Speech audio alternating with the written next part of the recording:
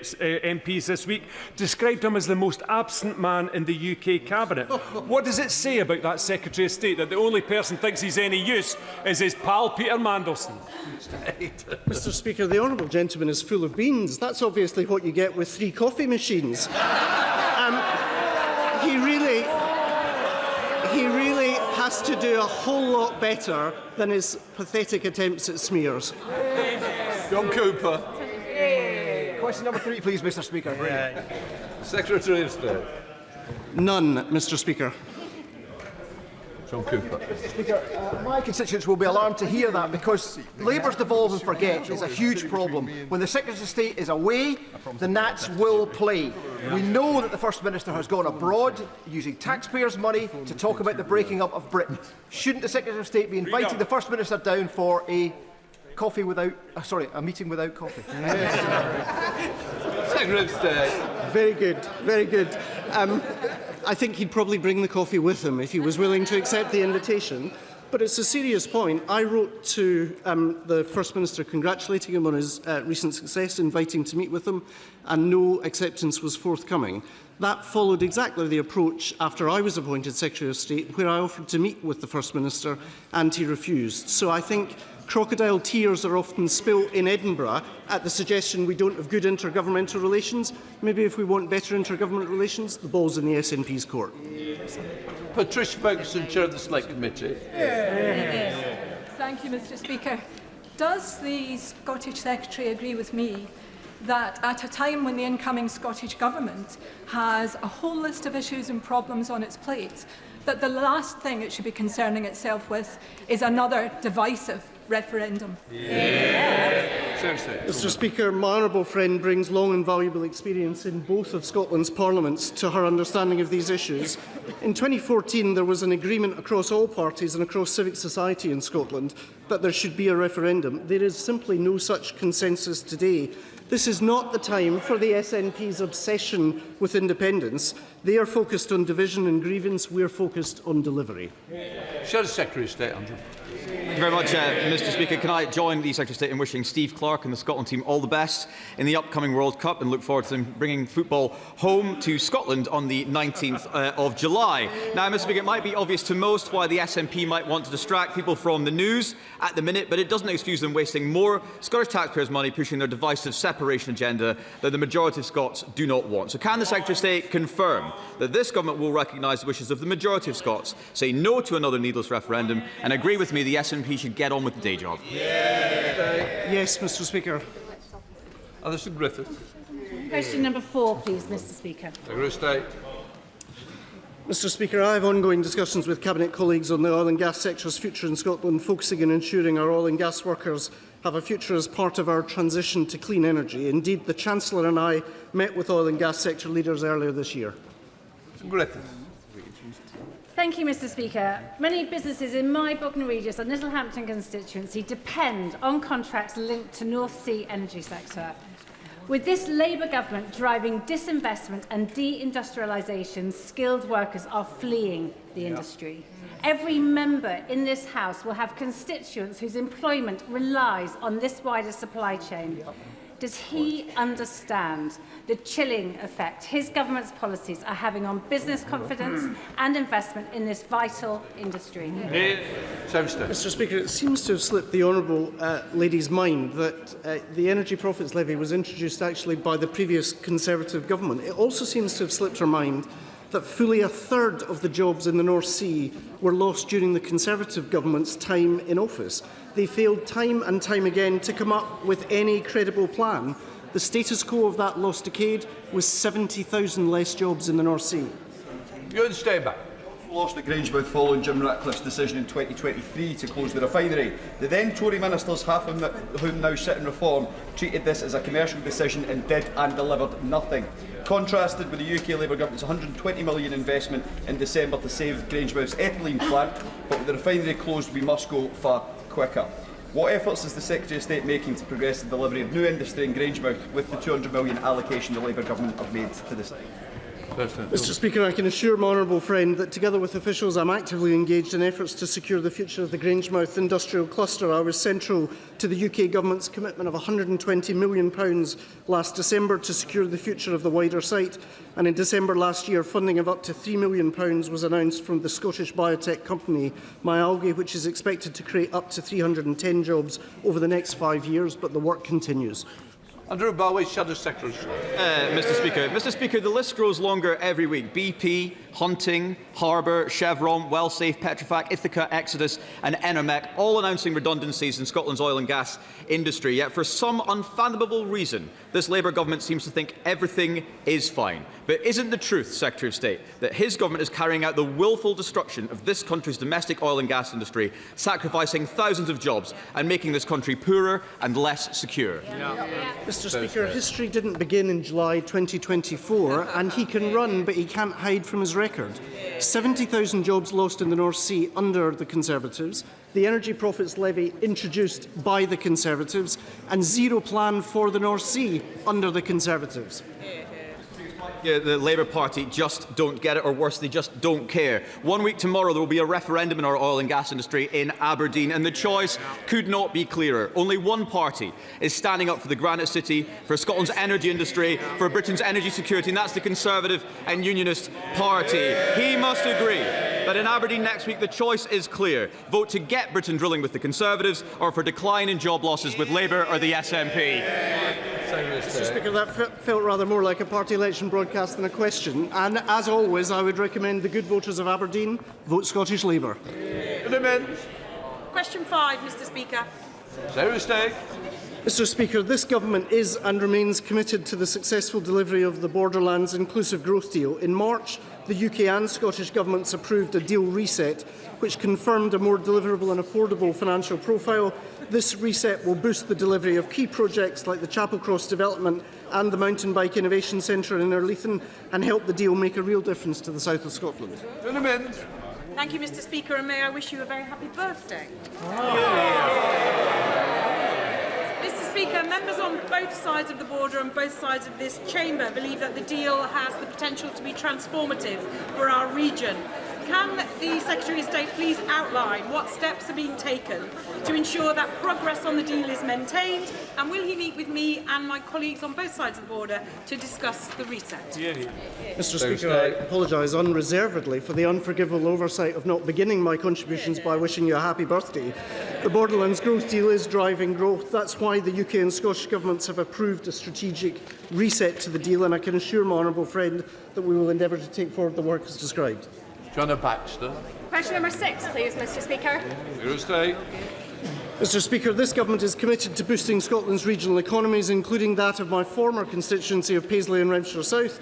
The Paisley and Renfrewshire economy will benefit from £39 million of City Deal project funding aimed at Clyde waterfront connectivity. The project is estimated to deliver up to 1,400 jobs and attract £230 million in private sector investment.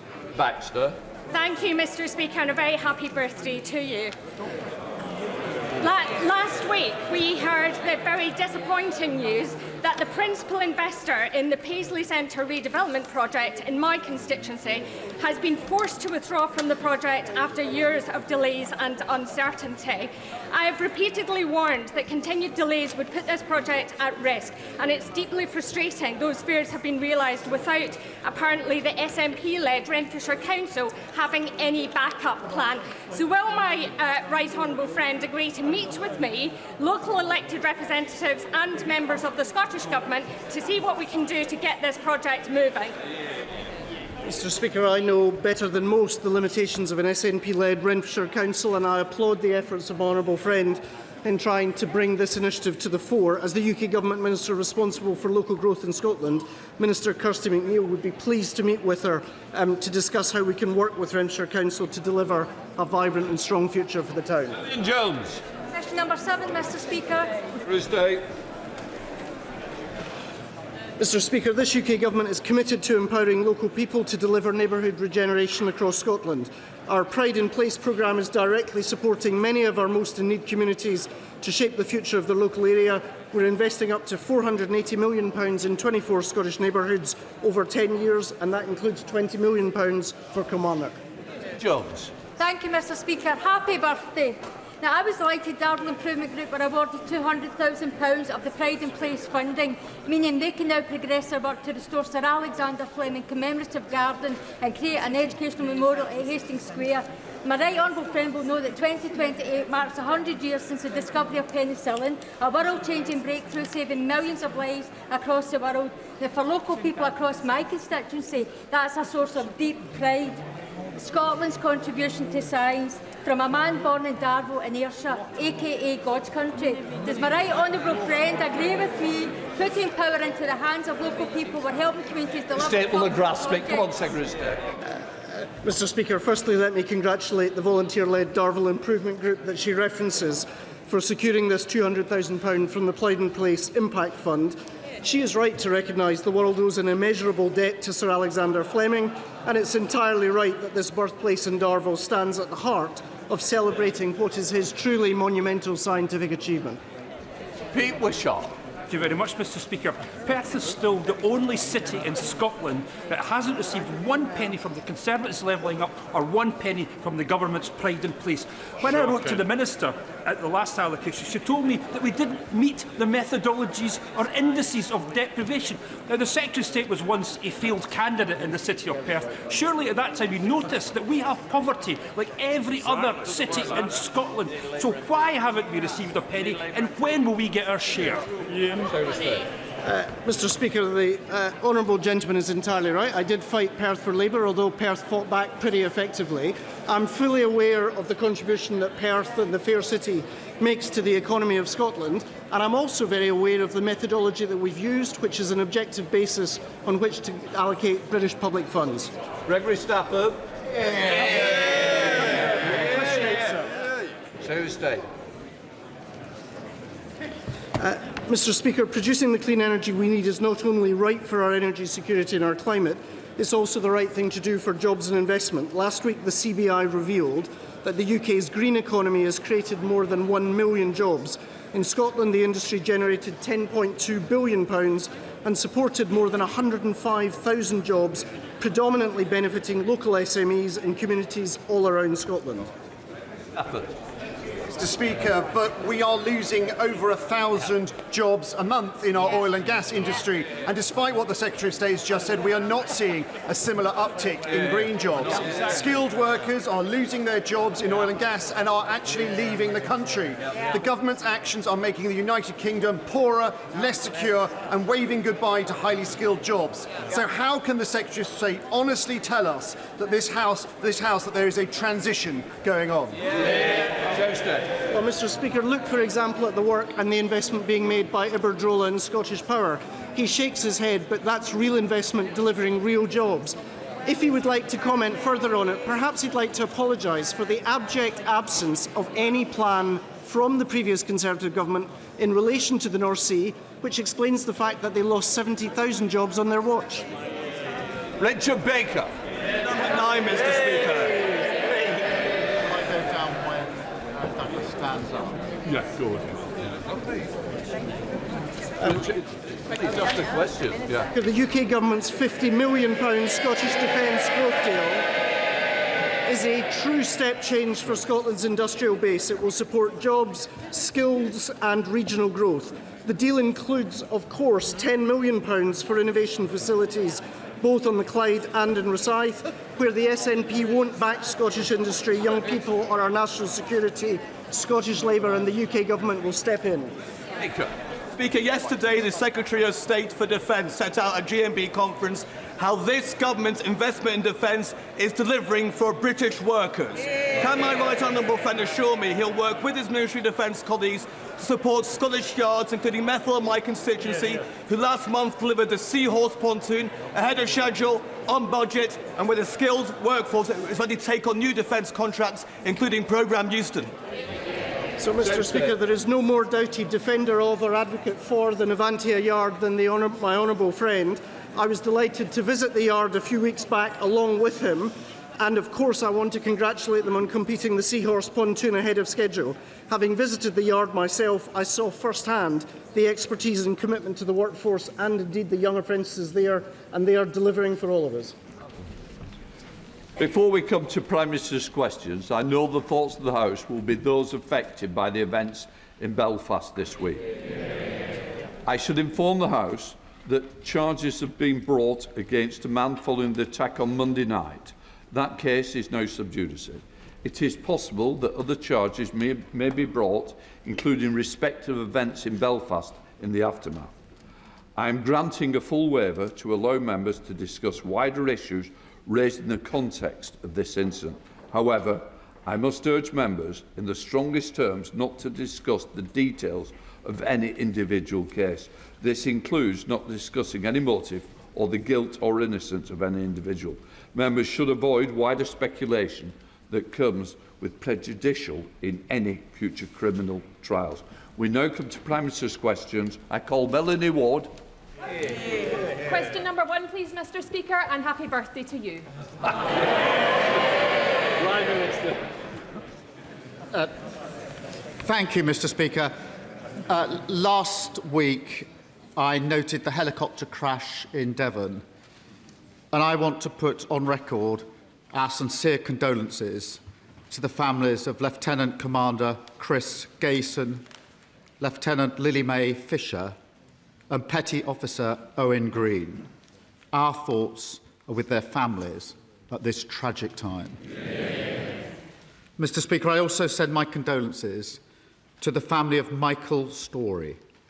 Michael worked as a driver in Number 10 for over 2 decades. He was a remarkable gentleman, held in the highest regard by all that knew him, and will be deeply missed. Mr. Speaker, people are rightly sickened by the horrific attack on Monday night in North Belfast. As you have just said, the man arrested has been in court in Belfast this morning and charged. I want to thank the Police Service of Northern Ireland and other first responders and members of the public who responded with such bravery. And our thoughts are with the victim. But let me be clear, Mr. Speaker. The acts of violence and arson that followed are totally unjustified. This morning I spoke with the First Minister, the Deputy First Minister and the Chief Constable. And the Secretary of State for Northern Ireland is meeting leaders in Belfast today. We are united in calling for calm and determined to restore order, support the police and all those on the front line, and ensure that justice is done. On a lighter note, Mr. Speaker, as the World Cup gets underway, I'd like to wish the best of luck to both Scotland and England. And I too would like to wish you happy birthday. Mr. Speaker, this morning I had meetings with ministerial colleagues and others. In addition to my duties in this House, I shall have further such meetings later today. Melanie Ward. Thank you, Mr. Speaker, and let me associate myself with the Prime Minister's remarks about the situation in Northern Ireland and about the Scottish football team.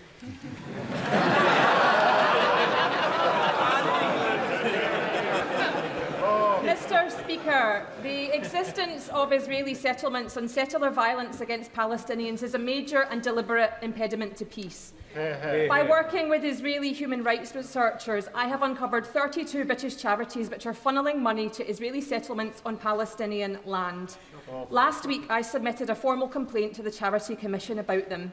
In the last 5 years, they've sent over £28 million to illegal settlements, with a likely taxpayer subsidy through gift aid of more than £5 million. Our constituents will be appalled by this. Does the Prime Minister agree that funnelling money to Israeli settlements is extremist activity, not charitable activity? And will he be clear that it is banned? Prime Minister. Can I thank my honourable friend? Settlements are a flagrant breach of international law, and no UK charity should be supporting them. And the Middle East Minister met the Charity Commission today to discuss these concerns. We announced yesterday further sanctions against those who support settler violence, and we will continue to look at strengthening those sanctions. British businesses should have no economic involvement in illegal settlements. And let me just say, the situation across Palestine remains desperate, and the UK will continue to lead efforts to prevent human suffering and get aid in and preserve the viability of a two-state solution. Leader of the Opposition, Kevin Bett. Mr. Speaker, can I also wish England and Scotland the very best in the World Cup? Can I wish you a very happy birthday, Mr. Speaker, many happy returns. And may I take the opportunity to associate myself with the remarks that the Prime Minister made about the helicopter crash, our condolences to their family and, of course, to the family of Michael Storey as well. Can I also thank him for his short statement on Belfast? The scenes in Belfast are deeply, deeply disturbing. A man is in hospital after a brutal attack, and now families are frightened after a night of violence. There is a live criminal case, so we must be careful about what we say. But we can be clear about this. People have a right to be angry. I am angry. And people have the right to expect their politicians to secure our borders. But no one has a right to burn families out of their homes or to burn public property and attack the police. We all have a duty to stand up for public safety in every way. Mr. Speaker, last night, America carried out strikes on Iran in response to the downing of a US helicopter. This comes just days after renewed attacks on Ukraine. The world is getting more dangerous, and the British public want to know this government is doing everything it can to protect our national security. So can the Prime Minister tell the House, will the full defence investment plan finally be published this week? Prime Minister. Mr. Speaker, can I agree with her that in relation to both Iran and Ukraine, we're facing a more volatile world than at any time during our lifetimes. Mr. Speaker, so far as defence is concerned, we've already taken a number of measures. We've increased defence spending from 2.3% to 2.6% in 2027. That's spending £270 billion over this Parliament. We've carried out a strategic review of defence, and we're committed to publishing the Defence Investment Plan before the NATO summit, which is in just a few weeks' time. That sounded like a no, Mr. Speaker. We have wasted 2 years waiting for the Defence Investment Plan. Projects have been put on hold, and Britain is getting weaker with every passing day. It has been reported that the Chief of the Defence Staff told the Prime Minister that the Ministry of Defence needs an extra £28 billion. Will that requirement be met in full? Mr. Speaker, we'll set out the Defence Investment Plan. It is it's a 10-year plan, and it's the first line-by-line review of defence budgets in 18 years. She's wrong to say it's been delayed by 2 years, Mr. Speaker. The Defence Strategic Review was published a year ago. We've been working through the details to make sure that we get this right. We are the government that has increased defence spending from 2.3 to 2.6%. I remind the party opposite, when they came into power, defence spending was 2.5%, and they took it down to 2.3%. We've taken it up to 2.6%. The defence investment, by 2027, the Defence Investment Plan will be published before NATO. We've already signed 1,400 major defence contracts. 94% of those, Mr. Speaker, are with British businesses. And as the Defence Secretary said, that includes helicopters made in Yeovil, drones in Swindon, armoured vehicles in Telford. And we've also given our armed forces the biggest pay rise in over 20 years. That's Labour making investment to safeguard our national security. Mr. Speaker, can I welcome the pay rise for the armed forces? But the Prime Minister says he's increased defence spending. He's not. This year, he's cutting it by £3.5 billion. What he's talking about is hopeful increases, which we don't know if he will do because there is still no defence investment plan. At a time that we need leadership, Mr. Speaker, we have total paralysis. It is reported that the Chancellor is only willing to find £13 billion for the dip.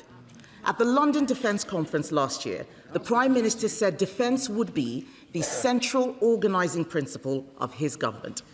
How can that be the case when he's giving the armed forces less than half of the minimum that they need? Prime Minister. Mr. Speaker, we've already increased defence spend. We will spend £270 billion in this Parliament. What did they do on spend? They took it from 2.5% and they cut it to 2.3%. and we'll take no lectures from them. They sat at the heart of a government that failed our armed services. They cut frigates and destroyers by 25%. They cut mine hunters by 50%. They cut the army from 100,000 down to 72,000. They missed army recruitment targets every single year for 14 years, and they left morale in the armed forces at an all-time low. So we'll take no lectures from them on defence and security of our country. Mr. Speaker, we've heard him say this about 100 times. There is still no defence investment plan. He is the Prime Minister now, at least I think he is. Should I be calling Andy Burnham instead to ask these questions? He is the Prime Minister, and the reason that he's dithering is because he doesn't know where the money is coming from. The military is waiting, the bond markets are watching. He has only 3 options: cutting spending, more borrowing, or higher taxes. We know that the Chancellor wants to put up tax to pay for it. Will the Prime Minister rule out raising taxes? Prime Minister. Well, Mr. Speaker, she asked the House to simply ignore the last 14 years under Labour. So we may have failed the armed forces, hollowed them out, but please just forget all that and act as if it didn't happen. Well, you can't forget all that, given the damage they did to our armed services. Mr. Speaker, she says forget all that. I remind the House, when they left office, 47 out of 49 major defence contracts were delayed or over budget. That is what we are fixing. And you can't just scrub away and forget. I know they want to forget the last 14 years in power. So do the British public. That's why they're sitting over there. But, Mr. Speaker, we've increased defence spending. We are going to publish defence investment plan, and that will be done before the NATO summit coming up in just a few weeks' time. Mr. Speaker, I remember when the last government led Europe when we were fighting the war in Ukraine. When Russia invaded, we were ready. We supplied Ukraine with munitions. We increased defence spending. But I wasn't asking him about our record. I asked him if he would rule out tax rises. He did not rule out raising taxes, so tax rises are coming. He can't borrow more because the markets have no confidence in him. The reason the Prime Minister is in this mess is because he maxed out on spending in his first 2 budgets. That's why the benefits bill is set to rise to over £200 billion by the end of the decade. He has things the wrong way round, Mr. Speaker. He has a benefits plan until 2031, but no defence investment plan. Why not just cut welfare? Mr. Speaker, she talks of leading the way on Ukraine, and I did pay tribute and do to what the last government did on Ukraine, and we stood with them. We continue to lead the way because it's the United Kingdom and France that are leading the coalition of the willing that have got the military plans together for security guarantees in Ukraine. Equally in Iran, Mr. Speaker, it is the UK government and the French government that have put together the coalition for the reassurance military plans as soon as the Strait of Hormuz is open. That is what we're doing to lead. But, Mr. Speaker, we are not going to take lectures on defence from the party opposite after what they did to the armed forces, and nor are we going to take lectures on the economy, which they crashed and we've had to pick up. Mr. Speaker, at a time of increased global instability and tension, war in Europe and the Middle East, he is paralysed, giving the armed forces less than half of the minimum that they need. Tony Blair says cut welfare for defence. Lord Robertson, former NATO Secretary-General, he's one of them, says cut welfare for defence. We all know why he won't cut welfare. It's because he is too weak. Too weak to make a decision, too weak to face down his backbenchers and cut benefits, too weak to stand up for our national security. As the sun sets on his premiership, he is scrabbling around for a legacy. But isn't it the case, Mr. Speaker, that the real legacy will be a bloated welfare state and a weaker armed forces? Mr. Speaker, when they were in office, they didn't reform welfare or invest in our armed services. So the very choice she puts up, they did. Defence spending went down, welfare spending went up £88 billion overall on their watch, £33 billion under the shadow chancellor. So, Mr. Speaker, they did neither welfare reform nor did they spend our armed forces. And every week she reminds us why the British public sent them packing, because she ignores what we're turning the country around. Growth is up. She doesn't want to talk about that. Interest rates are down. She doesn't want to talk about that. Immigration is down after she cheerleaded for it to go up, and the NHS waiting lists have coming down to the fastest rate for 17 years. I'm going to keep fighting for the people who elected a Labour government and sent us here 2 years ago. People who want to live in a safer world. Parents who want to have a better future for their children, and young people growing up in poverty who deserve a better future. We're investing in this great nation, standing up against those that divide us, a stronger, fairer Britain. There will be a taxi, and it might be for somebody who didn't request it. Richard Burke. Thank you, Mr. Speaker. I'd like to associate myself with the Prime Minister's comments on the horrific events in Belfast. The co-founder of US tech giant Palantir once claimed the NHS makes people sick. But now Palantir is running the NHS's new data platform. The Financial Times has reported that Palantir staff have had unlimited access to identifiable NHS patient data. And also there is deep concerns about Palantir's human rights record in relation to Trump and ICE and Israel's military action in Gaza. NHS patient data shouldn't be left in the hands of a US tech giant. The government has an opportunity, Mr. Speaker, to end this contract through a break clause next year. Will the government take the opportunity and kick Palantir next year out of our NHS? Mr. Speaker, as the Health Secretary has said, the existing contract will be reviewed, as it always is, ahead of the break clause, and data security is always a priority. On the single patient contract, there will be strong cyber security protections, and we will protect this data, like we do with all health data. We're focused on modernising the NHS so patients don't have to repeat themselves and get the care they need more quickly. Our investment has cut NHS waiting lists, delivered millions of extra appointments, improved A&E and ambulance response time. I'm proud of what we're doing. Sir Ed David, Leader of the Liberal Democrats.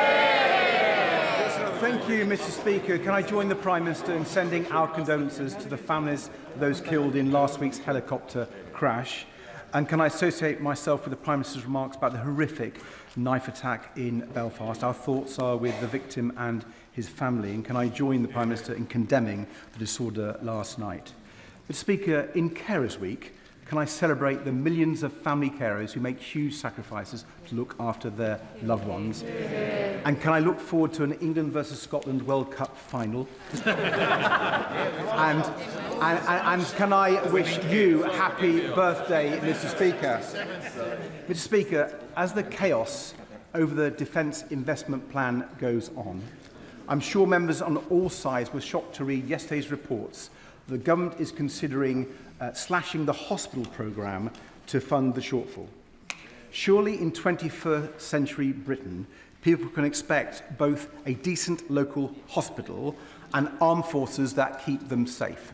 So will the Prime Minister rule out any cuts to the NHS budget to fund defence?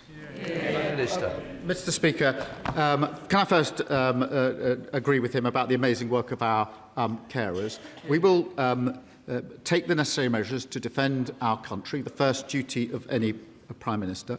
We will also take the measures, as we have done, to invest in our public services. And forgive me, I was running a public service when the government that his party were part of was stripping them bare under austerity. So we're really not going to take lectures on austerity from the gentleman opposite. Well, I was hoping we were going to hear more about defence investment. I would urge the Prime Minister to look at our plans for defence bonds to get £20 billion into defence. But, Mr. Speaker, turning to those horrific scenes in Belfast, too many times we see the same pattern.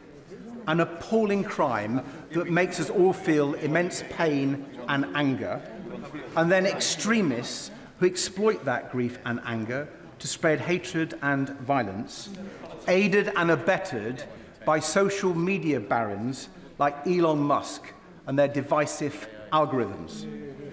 Does the Prime Minister agree this is not who we are as a country, and that it is not free speech if it is controlled by tech billionaires and their algorithms?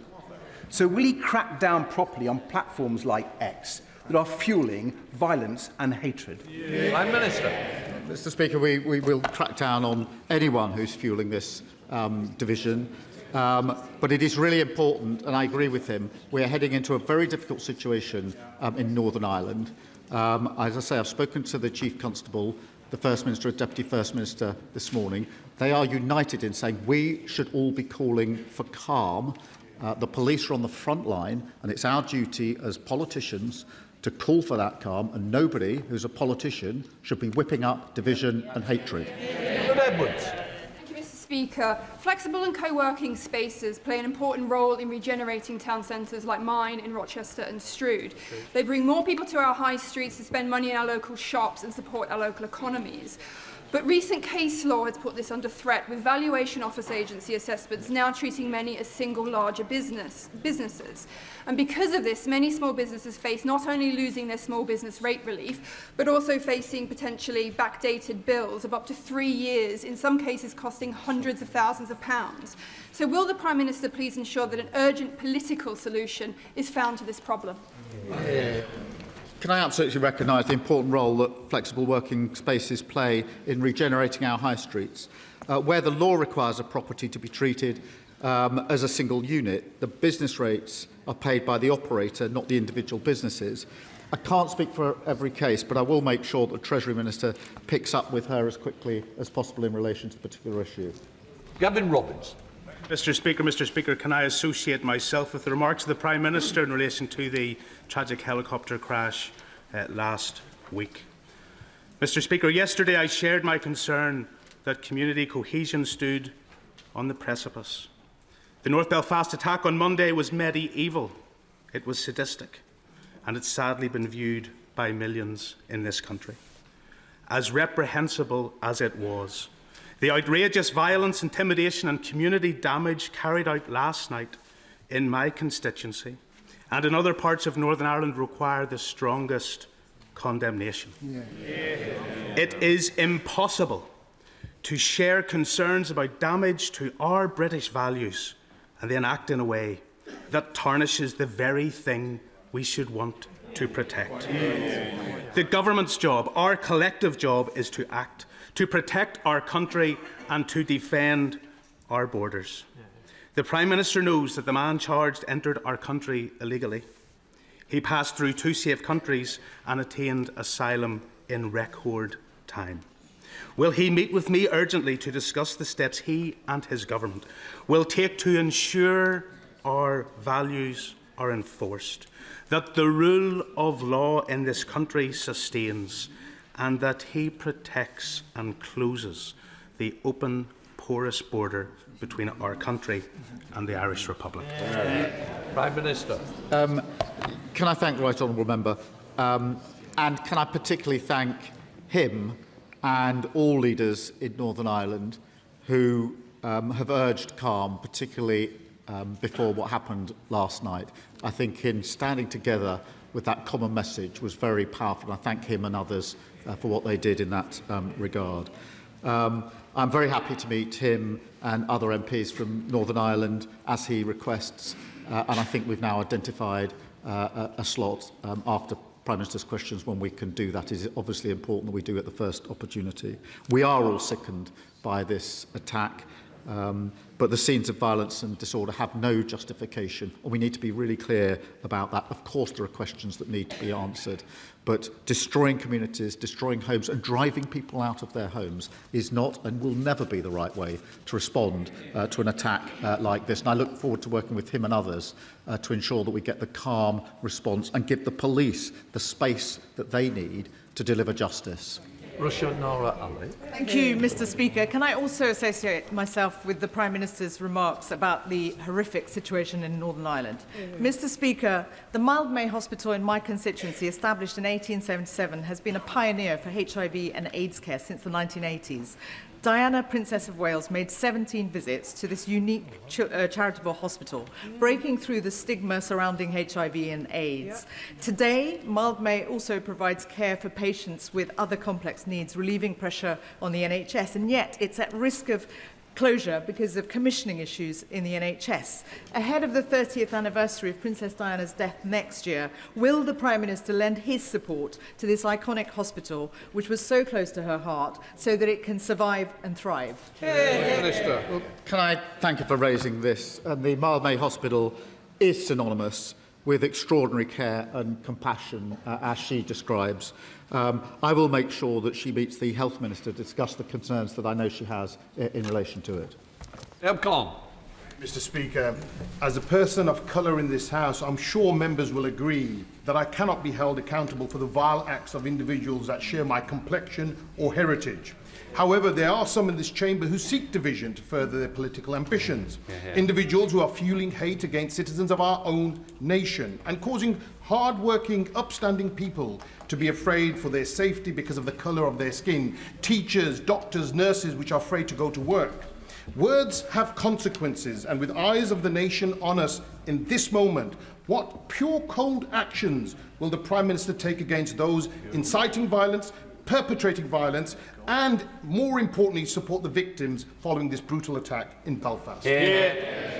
All those involved in the violence will face the full force of the law, and quite rightly so. He is absolutely right to describe, as he does, the fear that this instills in some of our communities.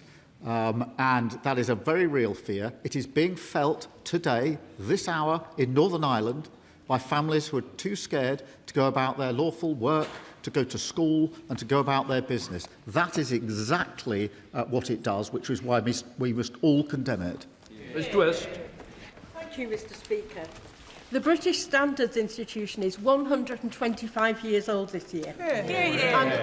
And I'm proud to have been working closely with them to produce and publish BS 30480, the world's first free standard on suicide in the workplace. The standard has now been downloaded more than 12,500 times. As we all work towards reducing the number of people who die by suicide, will the Prime Minister support more workplace adoption of this standard and work with BSI and myself to achieve this? Can I start by paying tribute to my honourable friend? She's been an outstanding advocate on this issue. I congratulate the BSI on 125 years of vital work. This guidance reminds us that every part of society has a role to play in suicide prevention, and it is really positive that so many businesses are putting it into practice. And I'm pleased to raise awareness of it and to encourage others who've not seen it yet to look closely at it and follow it. Richard Tice. Thank you, Mr. Speaker, and happy birthday. We all condemn, of course, the appalling violence in Belfast last night after the horrific attack on Monday. But this Prime Minister is in denial of the rising despair across the country over his failure to stop the boats and related criminality, his failure to recognise two-tier policing, his failures over Mandelson, his failures over the scourge of anti-Semitism. He's lost the confidence of the country, his own trade union members and his own very quiet backbenchers, Mr. Speaker. When will he do the right thing, and when will this Prime Minister resign? Prime Minister. Well, Mr. Speaker, last week we had the terrible case of Henry Novak, which they sought to exploit. Now we have a very difficult situation in Northern Ireland where families and communities are extremely frightened. What do? They try to whip up fear and division, because that's all they've got. And he talks about stopping the boats. Mr. Speaker, when we passed legislation to help stop the boats, what did? They voted against it. And to take those measures, you need money. And he is still not properly addressed why his companies didn't just aggressively avoid tax, but failed to tax the tax that they legally earn. His investment company then gave huge donations to reform. If he paid his tax with more money to deal with these issues. Ivan Sampson. Thank you, Mr. Speaker, and happy birthday. Last summer, my constituent, Ryan Long, went on his first lad's holiday to Ibiza. On his first night, he made what turned out to be a fatal decision when he took an ecstasy pill and, after falling into a coma, sadly passed away at the age of 18. Since his death, his mum, Angie, working with local charity Open Road, has ploughed her grief into campaigning, fundraising and raising awareness of the dangers of drug use so that no other family has to go through the pain hers has suffered. She joins us in the public gallery today. Will the Prime Minister join me in thanking Angie for her dedicated work, and will he meet with her to discuss ways we can further raise awareness of the danger of drugs in Ryan's name? Minister. Can I thank him for raising this case? And I think the details of Ryan's case that he has outlined are very hard to hear. I have to say, as a father of a 17-year-old boy, I find it particularly hard to hear. And no one, no mother, should have to experience what Angie has experienced. I know she's here with us today, and I'm very much hoping I can meet her immediately after PMQs. Thank you, Mr. Speaker. Thank you, Mr. Speaker. If any member of the public wishes to visit a major sporting event or major music event, they can expect to be searched on the way in. If they bring a bottle of water, the lid will be taken. If they order a drink from the bar, it will be served in a plastic cup. This is done for security reasons. Yet because of exemptions in the Offensive Weapons Act 2019, those same events permit the carrying of blades up to 5 inches long. I would just like to ask the Prime Minister, does he recognise the dangers and the risks associated with that? And does he recognise what a solicitor might call an exception, our voters would call two-tier justice? Yeah. Well, Mr. Speaker, let me just be very clear. Any blade that's used to threaten or to harm others is illegal by law. Any blade. We will, of course, work with the Sikh community, knife crime campaigners and the police to learn the right lessons. That is the responsible thing to do. And I really do think we all have a responsibility, a duty as politicians, to respond to the case that we were discussing last week and the events in Northern Ireland that we're discussing today with the calmness that leadership requires. Thank you very much, Mr. Speaker. Maternity care in North Oxfordshire declined under the previous government, with the loss of consultant-led services at the Horton Hospital, where I was born, and serious failings by the Trust, which are now part of Baroness Amos' inquiry. However, last week, the Care Quality Commission upgraded the Horton Maternity Unit to good. Will the Prime Minister visit the Horton Hospital in Banbury to see the change that this government's £3.3 million investment into that hospital has delivered since July 2024? Well, I'm pleased that his local maternity services are seeing improvements. We now have a record number of midwives working in the NHS, and we're investing over £150 million to address critical safety risks. There is much more that we need to do, so every mother is listened to and receives outstanding care. The recommendations of the Amos inquiry will be published shortly, and we will act to deliver lasting change. Tom Gordon. Thank you, Mr. Speaker. Earlier this year, I found myself in hospital as a result of a flare-up from living with ulcerative colitis. I was bowled away by the support that local constituents and people who live with inflammatory bowel disease across the country when they got in touch and shared their support. But for people with IBD, care often falls far short of the mark. It can take ages to get a diagnosis. Myself, it took the best part of a decade. And then when you manage to get a diagnosis, the care that comes can come as a postcode lottery. Now, when you're living with a fluctuating and not visible condition, that's already hard enough before navigating those systems. IBD UK Alliance set out what good care looks like with the IBD standard. Will the Prime Minister meet with me and clinicians to discuss IBD standards, and will he consider appointing a national clinical lead to drive improvement when it comes to IBD care? Well, can I thank him for sharing his personal experience and congratulating him on his achievements at the London Marathon, notwithstanding that. I agree with him that wherever a patient lives, they should receive high-quality, consistent care. Through national improvement programmes like Getting It Right First Time, we are making sure the best practice is shared to drive up standards. But I'm very happy for ministers to give him the details of that in the way that he's raised in his question. Chris Vance. Thank you, Mr. Speaker, and many happy returns to you. And can I take this opportunity, as it is Carers Week, to thank all of the young carers and young adult carers in my constituency of Harlow for all they do all year round. Mr. Speaker, you will know, as a former teacher, I spend a lot of time talking to students, parents and teachers in my constituency of Harlow about the dangers of social media, and they're very concerned that these big tech companies are not taking their responsibility seriously. So can I ask the Prime Minister what he's doing to hold these big tech firms to account to ensure our young people are safe online? Can I thank him for the great work he's done for decades supporting young carers? Mr. Speaker, we've given tech companies a deadline. Introduce the device-level controls that already exist to prevent children from sending and receiving sexually explicit images, or we will change the law with fines for companies or even criminal liability for bosses who fail to comply. Because when it comes to the safety of our children, standing by is not an option, and further steps will follow. Adrian Ramsey. Mr. Speaker, a suppressed DEFRA report concluded that without transformational change, our food and water systems are at risk of catastrophic failure from 2030. Another suppressed Joint Intelligence Committee report concluded that there's a high likelihood of ecosystem collapse, putting food production at risk.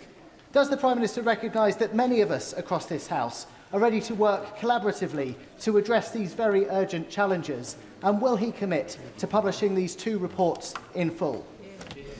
Prime Minister. Well, I agree that we must act to protect ecosystems that underpin our food supply and our way of life, and I'm really proud that under this government the UK is back playing a leading part on climate change and restoring nature. Alison Taylor.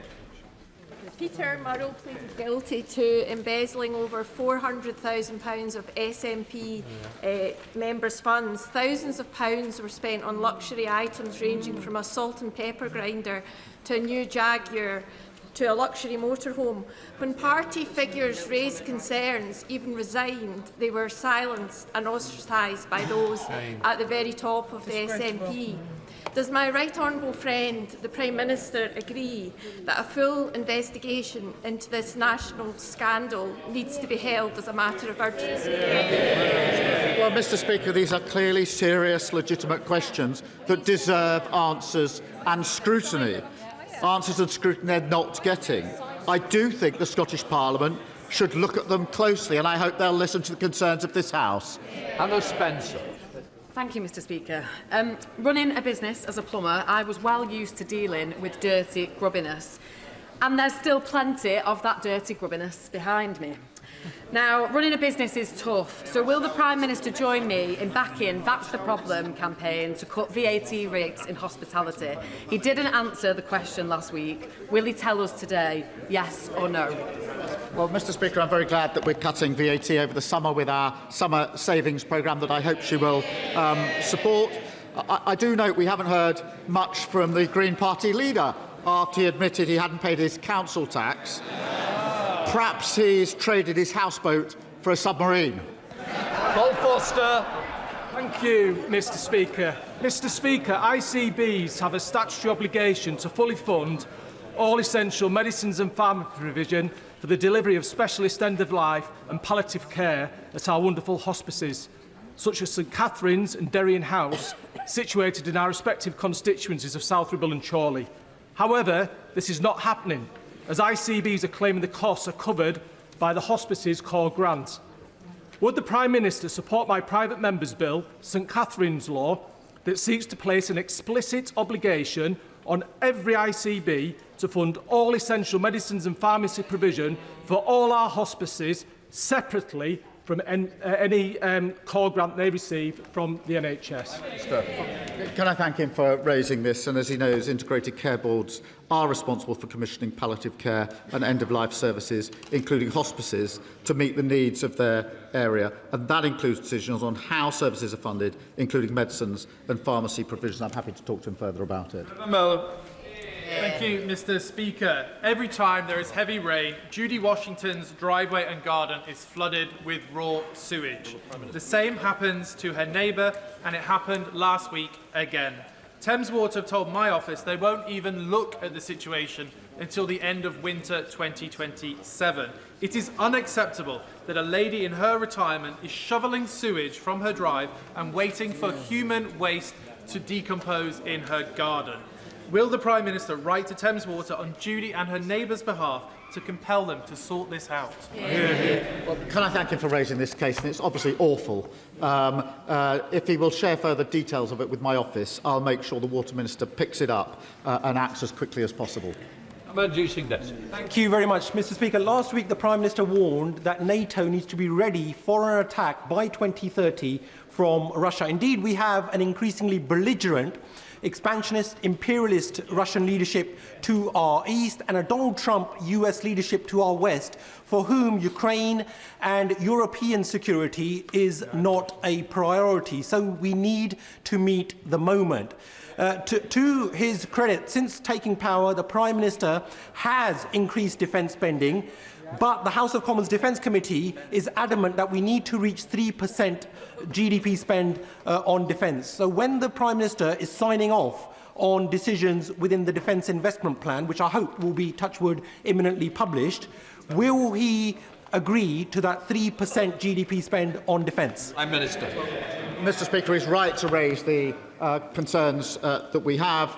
We've increased defence spending, and the Defence Investment Plan is going to be set out very soon and before the NATO summit, which, as he knows, in just a few weeks' time. Final question, Licia Katz. Mr. Speaker, Lindsay Foreman has not eaten in 32 days, and her husband Craig in 23. They are being held hostage by the terrorist government of Iran, but this government's weak words have abandoned them. So will the Prime Minister stop raising their case and start fighting for them? And he can do that by declaring today in this House that they are arbitrarily detained, something he has refused to do, and refer their case to the International Court of Justice so we get them home. Prime Minister. Can I thank her for raising this important case and give her the assurance and the House the assurance that this is raised regularly with us. The Foreign Secretary has raised it very recently. We raise it every time we can. We do everything we can in relation to this case. We are doing everything that we can, as she would expect, as the party opposite would have done in office, and she's right to raise the case. Let the front benches change over. That completes premises questions.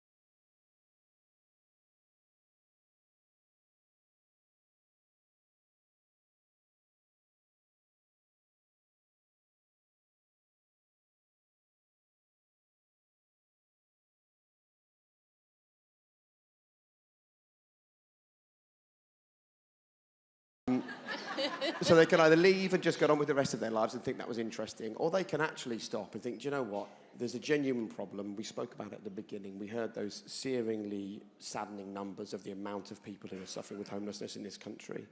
From the research we've done at High Performance, we know there's a mental health crisis among young people in this country. The two are linked clearly. So we have the means in this room to make a difference. So your final message to people in here? I think to remind everyone that some of the figures that we saw at the beginning of the video, so 430,000 people experiencing homelessness in the UK. That's 4 times the size of Wembley Stadium. And my point to that is about homelessness is not inevitable. It is entirely preventable. It is predictable. You guys in this room, the tech world, is a huge part of the puzzle that's not been there before. And that's not because, well, there's lots of reasons. We haven't had the tech at the level you're at now before, but also we have not plugged in the private sector and any kind of tech and data into this equation before. Homelessness is seen as a gritty, difficult topic that's very hard to get through, and not many people understand it. You will be held accountable for your actions. You will feel the full face of the law. Policing is, as members are aware, a devolved matter, but the Home Office is, of course, monitoring the situation very closely, and we are working with operational partners to understand and act on any implications for public order across the United Kingdom. Finally, Mr. Speaker, I recognise that tensions are running high. At times like this, there is even more onus on us all as the custodians of our democracy to respond with unity, to choose our words and actions with care, and to uphold the first duty of the state, maintaining order on the streets and keeping the public safe. Because the shameful scenes that we saw last night are not who we are, and they never will be.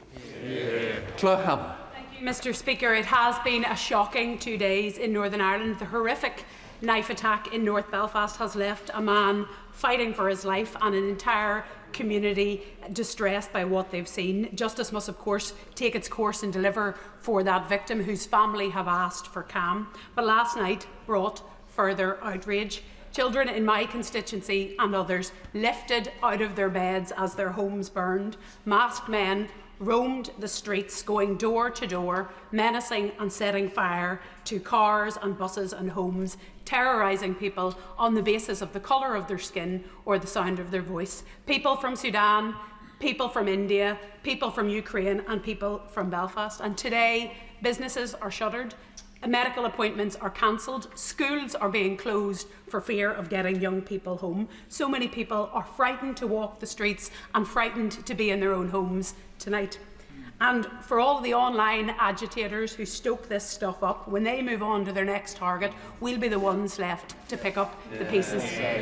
People are, of course, entitled to their views on immigration, and of course government policy isn't perfect, but this hasn't been a debate or a conversation. There haven't been proposals, there haven't been honesty about the trade-offs, there has been mob justice and some of the same old proposals for a hardened border on the island of Ireland. Political leaders have a duty to lead, not to lean into people's worst fears and anxieties. That video of the awful crime in North Belfast was unusual in its brutality, but the cycle of deflection and disorder has not been unusual. We have seen this movie too many times before. In Belfast, we know all about blaming an entire community for the actions of others. We know all about scapegoating, we know all about tit-for-tat violence, and we know all about street justice. Violence creates division, it's affecting our economy, and it's undermining the vast majority of people in Northern Ireland who want to work together to build a better future. What support will the government provide to those who have been harmed by this awful violence? Can they ensure swift justice for all of the perpetrators of the last few days? And what will they do to bring to heel the online platforms who drive this madness? Minister. Well, Mr. Speaker, I think the Honourable Lady has described with great clarity the impact of the scenes that we've seen in Northern Ireland over the past number of hours. And let me be absolutely clear, the scenes of disorder we witnessed in parts of Northern Ireland last night are not only damaging communities, but they are quite literally putting lives at risk. Like her, I utterly condemn the attacks on property and vehicles and the other related violence that we've seen. There is no justification at all for this type of thuggery, and there is no place for it in Northern Ireland or anywhere else for that matter. Now, I know that she will agree that it is now vital that the Police Service of Northern Ireland are given the time, the space and the full support that they need to continue with their investigation. The rule of law must and will prevail, and justice must and will be served. Violence is never a justified response, and this disorder only causes pain and suffering for those living in the area, as the Honourable Lady has very eloquently described.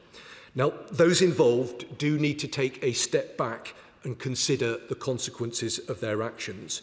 And I would strongly urge anyone who has information, no matter how small it might seem, to come forward and to contact the PSNI urgently in order to assist them with their inquiries. The Honourable Member specifically asked about what support is being offered.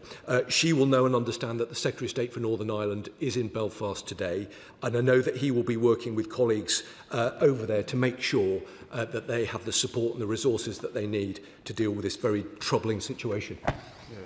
Chris Philp, Shadow Home Secretary. Yeah.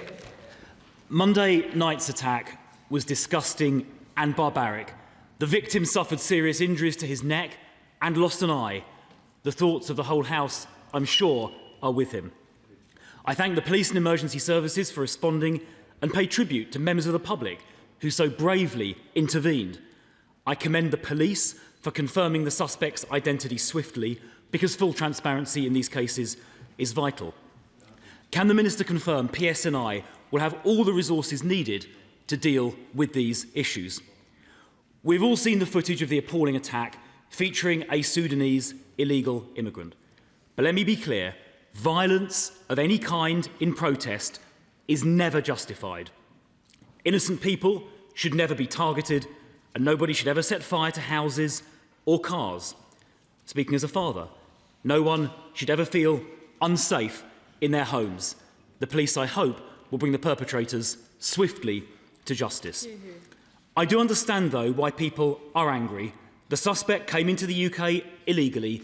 He should never have been here in the first place. Mainstream politicians must now understand how angry the public are about mass illegal immigration. If mainstream politics does not stop this, the public will turn elsewhere. Since the election, 73,000 people have entered the country illegally via small boat, mostly young men. Many have committed serious crimes. I recently met the mother of Rhiannon White, a young woman brutally murdered by a Sudanese small boat migrant. There have been multiple rapes and sexual assaults, with victims as young as just 13. I've come over time to realise there is ultimately only one way to end illegal immigration: by leaving the ECHR so we can deport all illegal migrants on arrival. Then illegal migration will stop, and these appalling crimes with it. Minister. Well, I'm grateful to the Shadow Home Secretary for the points that he have raised, and particularly for the clarity with which he made the point about violence never being justified. He's absolutely right, and I hope that we can speak with a strong sense of unity about that. He specifically asked about ensuring that PSNI have the resources that they need to do the difficult work that they're being asked to do at this particular moment. I know that he understands that, of course, policing is devolved, but the Secretary of State, as I said a moment ago, is in Northern Ireland this morning to work out what more we can do to provide support and to make sure that the PSNI have got the resources that they need. He spoke about the anger that people feel, and that is absolutely understood. I'm sure all honourable and right honourable members will have seen the footage that is circulating online, and whilst clearly I have to be incredibly careful not to get in the way of a live investigation, it is understandable why people will feel extremely angry at what they've seen. But it is very important that that anger does not tip over into criminality, to the kind of thuggish behaviour that we've seen. Now, he rightly raised concerns about the importance of making sure that this government, as with any government, has the right framework in place to deport those foreign national offenders who come here and commit criminality. I mean, I think he is aware of the figures. There have been 67,000 deportations and removals under this government, which marks a significant increase. I hope he and the House recognises the seriousness and the urgency with which we take these matters.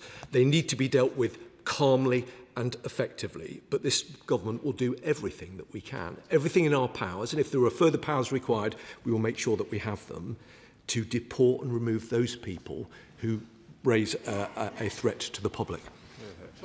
On the Chair of Mr. Speaker, and I'd like to congratulate my friend, the Honourable Member for Belfast South and Mid-Down, on securing her urgent question. And I also would like to pay tribute to the Chief Constable and the PSNI and the emergency services for their work, and their bravery continues to be unstinted. Does the Minister agree that the events we witnessed last night demonstrate the importance of political leaders speaking with one voice in condemning violence, rejecting extremism and supporting those working to build a shared and prosperous future for all communities and the people in Northern Ireland? Well, Mr. Speaker, I'm very grateful to her, not least because I know that she has a very long-standing interest in Northern Ireland. She's absolutely right to highlight the bravery of the police. I've spent a lot of time in Northern Ireland over the years and have something of a sense of the importance of the work that they do and the risk that they carried.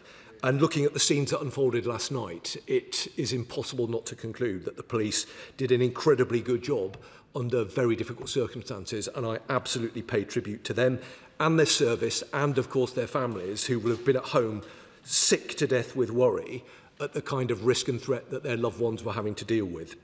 She's right to raise the importance of responsibility. As political leaders, as members of this House and further afield, we should all understand that words have consequences.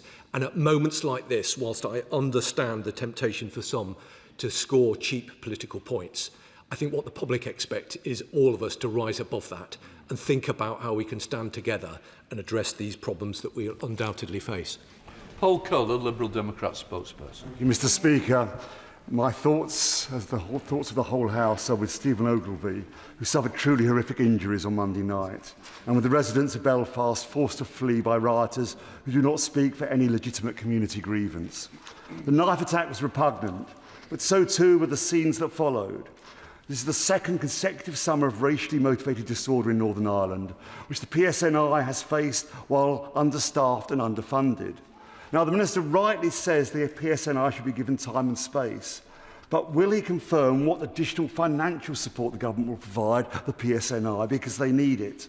Whilst the alleged attacker had leave to remain, concerns about irregular migration across the Northern Ireland border are being exploited by right-wing extremists to foment hatred and division. Given the importance of accurate information, can the Minister also confirm whether the government will begin collecting data on such crossings, as officials were unable to provide it when I recently raised the issue as a member of the Northern Ireland Affairs Committee? Well, I'm grateful to him for the sensible way in which he's brought his points forward. He's right to raise points with regard to the resourcing of PSNI.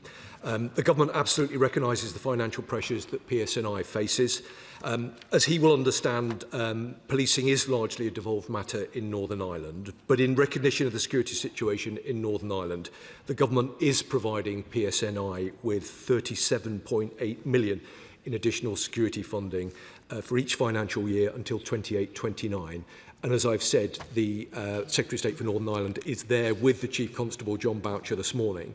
And I'm certain that they will be having conversations about whether there is more that we can do to provide support. He also, I think, made some entirely reasonable points, including around transparency. And I agree with the points that he's making. It's important always that there is transparency in this case and in all cases, but I know that he will understand that I'm very limited in terms of what more I can say because of the ongoing live police investigation. And I'm joking.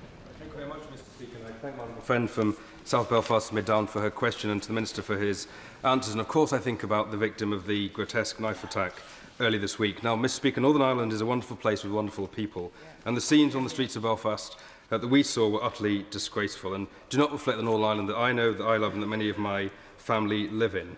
I'm particularly concerned about the young people who've had to bear witness to the violence and disorder, as generations of young people in Northern Ireland have too. So can I ask the Minister what support will be given to the Northern Ireland Executive to ensure that the young people of Northern Ireland are protected, supported and shielded from the disgraceful impacts of the criminality we saw in Belfast last night? Well, Mr. Speaker, I'm grateful to him. I think he makes an important wider point, which is those of us in this House who don't represent constituencies in Northern Ireland, many of us will have a long-standing affection and knowledge of the place. And I first went there in 1998 and have been a regular visitor ever since. I think it is an extraordinary part of the United Kingdom. It is a place that has been on something of a journey over the years. And when I was in Northern Ireland just recently, I was incredibly impressed with that journey and the progress that has been made in recent times. And I think we have a shared endeavour across government and across this House to ensure that that journey continues in a positive direction. Key to that is the point that he made about young people in Northern Ireland, and we have an absolute shared responsibility to them to make sure that they can enjoy the brightest possible future. And I know that that will be an absolute priority for the Secretary of State and for other colleagues right across government. Chair of the Home Affairs Committee, Dame Karen Bradley. Thank you very much, Mr. Speaker. And can I join others in paying tribute to the Police Service of Northern Ireland, who have once again acted without fear or favour and walked bravely into some of the most dangerous situations. But following on from the previous question about young people, I was struck by just how many young people were involved in the disorder yesterday, incited both by what they've seen on social media, but also by those gangmasters who have groomed those young people into committing violence day in, day out across Northern Ireland. So can I ask the Minister if the Home Office would look into a review of the treatment of young people in Northern Ireland and the way that so many of them have been groomed? In effect, it's modern slavery. Well, Mr. Speaker, I'm very grateful to the Right Honourable Lady, who I think makes a really important point. And yes, I absolutely give her that commitment that working with colleagues in the Northern Ireland office, we will do that. Like her, I was struck with the presence of young people taking part in this criminality in Northern Ireland. We've seen that before in the bad old days of the Troubles, and we must never go back to that. I think there are some specific points that we're looking at around the extent to which any of this criminality and disorder has been directed by paramilitary groups in Northern Ireland, but not yet in a position to say more about that. She may well be aware that the UK government provides 50% of funding for a programme that's specifically designed to tackle paramilitary activity and organised crime. Currently, that's £8 million of investment that goes into that. But I absolutely accept and agree with her key point that we've got to make sure that young people in Northern Ireland are diverted from paths of criminality, and that is a matter that I will take up with colleagues in the Home Office and also with the Secretary of State. Joe White. Thank you, Mr. Speaker. Can I thank the Honourable Member for her question? We have people in this House and beyond, including currently from Moscow, whipping up hate and disorder in our country. And what happened last night in Northern Ireland is a sickening example of that. Children nearly died. Mr. Speaker, all of us in this House agree that we must secure our borders. Would the Minister agree with my proposal that the sight of people arriving here by boat or crossing from Ireland can be ended by processing asylum claims at the nearest point of safety, thousands of miles away, thus bringing an end to the trade of people smuggling? Mr. Speaker, well, in terms of the Honourable Lady's first point, she's right in the sense that there will, very concerningly, always be malign actors seeking to whip up community tensions through the use of mis- and disinformation, and we are acutely alive to that, and we will work with partners and law enforcement to make sure that we are on top of all of that. In terms of her second point, I'm joined on the front bench by my ministerial colleague from the Home Office, and I know that he will have listened carefully to what she has had to say, but I'm sure she understands the determination that exists within the department and right across government to tackle the small boat crossings. That is something that we are working at pace to address. Sammy Wilson. Thank you, Mr. Speaker. And the Minister's right that those who were engaged in the violence last night should face the full weight of the law, because legally morally and politically they were wrong. Yeah. However, if the law is going to apply to those who protested, it should also be applied to those who have broken into our country illegally, have broken our immigration laws, and are then become the source of many of the problems which we face. But instead, they're taken by the hand. They have state resources spent on them. They have got accommodation made available to them.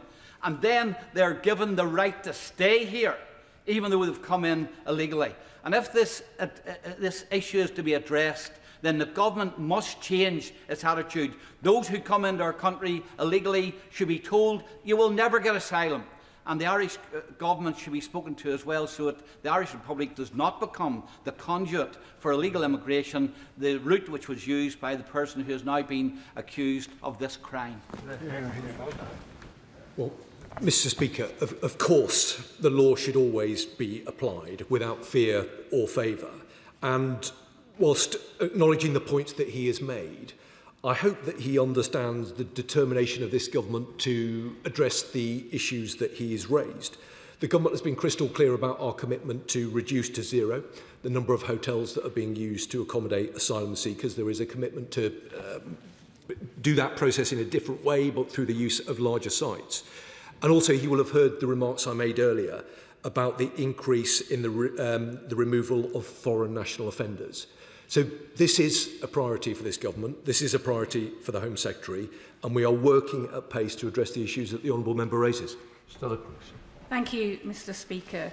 The attack on Monday night in Belfast was horrific, and the scenes last night terrifying.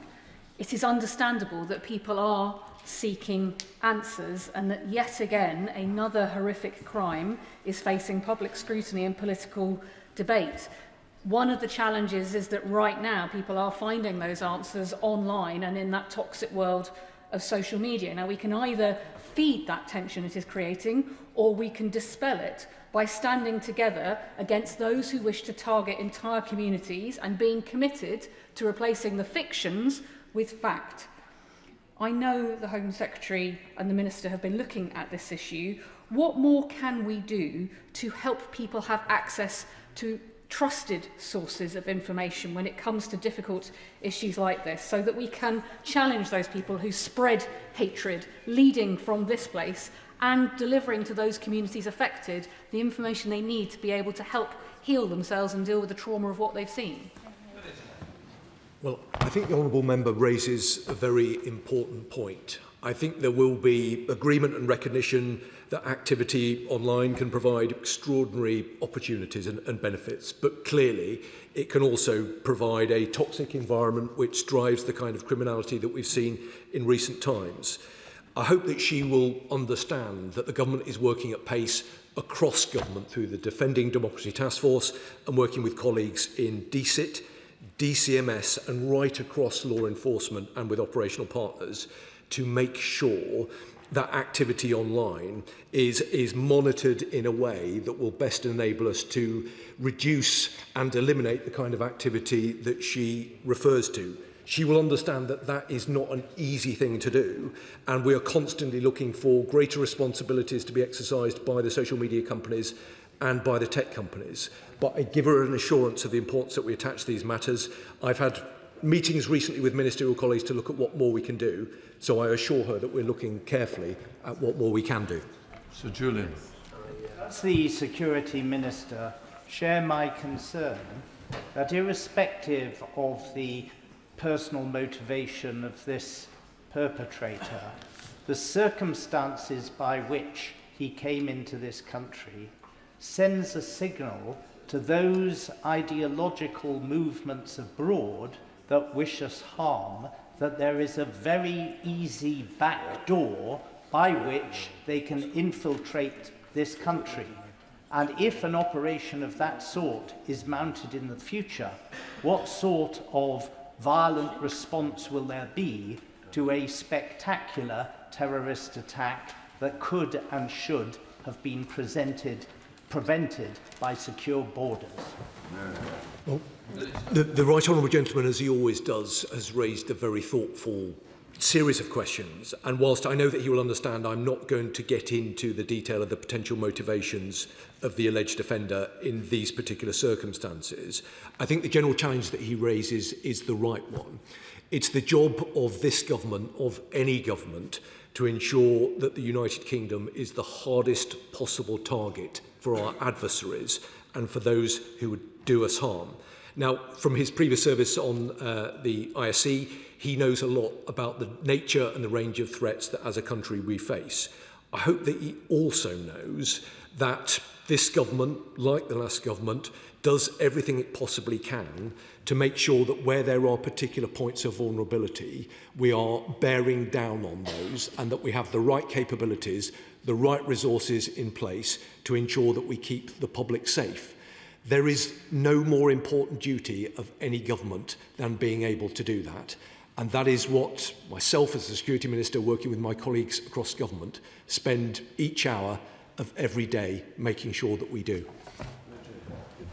Mr. Speaker, the crime committed was horrific and the violence in response has been appalling. And many of my constituents are deeply concerned at seeing what looks like a racially motivated attacks on families. They are feeling more scared in my community. So can I seek reassurances from the Minister that we will continue to stand together to reject extremism and violence and support those who work together to continue to maintain a safe, tolerant and united community both in Northern Ireland and across the United Kingdom? Well, Mr. Speaker, I absolutely can provide those assurances. The Honourable Lady is absolutely right to make the points that she does it in the way that she does. It's at moments like this where we are collectively tested. And the test is whether we are prepared to stand together against the kind of horrific violence that we've seen, both in terms of the initial attack and the response to it, and whether we are prepared to stand together and reject extremism. That isn't about seeking to in any way minimise the horror of the scenes that we've seen. But the job of government is to provide a grown-up, balanced response that seeks to bring communities together, not drive them apart. And that will always be the response of this government. Thank you, Mr. Speaker. Happy birthday to you.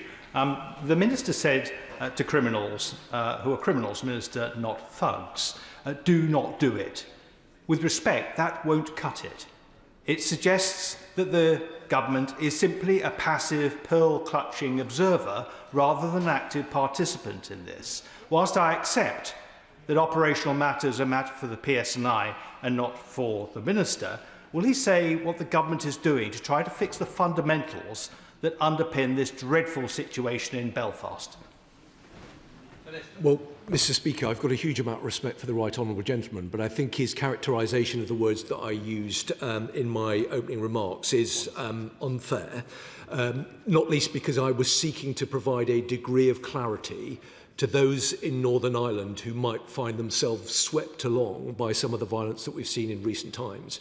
I think it is entirely reasonable that as a government minister there is a clarity about the message that I send to those people, which is they shouldn't do it. And if they do decide that they want to do it, then they have to be prepared to face the full consequences of their criminality. Now, I think, with great respect to him, I think that is not an unreasonable point to make. His second point was a kind of sort of wider systemic point. I know that he will understand that the Secretary of State for Northern Ireland is an extraordinarily seasoned political operator who dedicates his service in this House to serving the people of Northern Ireland as the Secretary of State. And I know that honourable members right across the House will understand how seriously he takes these matters. But the honourable gentleman is also right to infer that this is a shared endeavour across government. And that's why we will make sure that we will look carefully at what's happened in Northern Ireland and ensure that our collective response is proportionate. Lawrence Turner. Thank you very much, Mr. Speaker, and I commend the Honourable Member for South Belfast and Middown for her words in this place. My constituents in Birmingham Northfield will have been horrified by last night's scenes in Belfast, just as they will have been by the attacks on police in Southampton. Both followed horrifying individual incidents which were subsequently exploited for extremist political ends, including online, as she said. The only difference between shouting something through a megaphone and posting it on social media is the latter might reach millions. So what consequences will be faced by those who do meet the threshold for encouraging acts of criminality, including online? Well, I'm grateful to him, and I think he's also right to raise concerns about the disturbances and the disorder that we saw in Southampton recently. The scenes both in Southampton and Belfast, and of course we've seen them in other parts of the United Kingdom, are utterly abhorrent. It is extremely kind of ridiculous for those people who participate in that kind of criminality to sometimes describe themselves as being patriots. They're not patriots. They don't believe in our country. They want to undermine our country. The real patriots are those people in the police force dealing with this disorder, dealing with this criminality. And to come to his second point, I can absolutely give him an assurance that those who do decide that they want to engage in this violent criminal disorder will face the full weight of the law. Gavin Robinson. I'm extremely grateful to you and to the Minister for his condemnation, and to the member for Belfast South and Mid-Down for securing another opportunity to raise these important issues. The condemnation has been strong, and the condemnation has been appropriate from the Minister. He is also right to highlight that you cannot protect British values whilst tarnishing them and trampling upon them and destroying the rule of law and intimidating members of our community and putting them out of their homes and destroying their lives. That's not British, and that's not what we need in our country. But as Security Minister, he has a number of responsibilities, and I would urge him to have a look at the swift processes that were deployed 3 years ago on asylum applications. I understand that an individual in question was most likely not even interviewed as part of that asylum process, given the constrained timescales within it. That individuals just give a name and a date of birth, and there's no database upon which to confirm that the name and the date of birth that they gave is true. And without making any comment on the individual in question on Monday, that is a huge loophole in the security of our nation. There is a need to engage with the Government of the Republic of Ireland and ensure that we have uniformity and uniformity of protection of our borders. And I would ask him to commit to do so. Thank you, Mr. Speaker. Very grateful to the right honourable gentleman, and I thought he made excellent points at the beginning of his remarks with regard to the activities we've seen and them not being British. I completely agree with his analysis of the situation, and I hope that he acknowledges my very long-standing interest and affection for his part of the United Kingdom, and lots of right honourable and honourable members feel a huge sense of determination to support him and his colleagues in the important work that they are doing. He raised a number of other points, and I know that he will understand that I'm joined by my ministerial colleague who is listening very carefully to the points that he has made. Of course, when a situation such as the one we've seen in recent days occurs, the department will want to look very carefully at the circumstances of that particular case. In general terms, some of the metrics relating to some of the points that he has made are absolutely heading in the right direction, not least in terms of initial decisions on asylum being up by 71%, and the government's absolute determination to make sure that we're processing claims much more quickly and much more effectively than was the case previously. But I think the right honourable gentleman makes a whole series of points. We will consider them further, and of course, should he wish to discuss them, I'd be very happy to do so. Thank you, Mr. Speaker. Can I echo the remarks and the statement from the Minister, and also my friend, the member for Belfast South and Mid-Down, who spoke with spoke so well and with such clarity. This was a horrific attack, and I'd like to join others in extending my sympathies with the victim.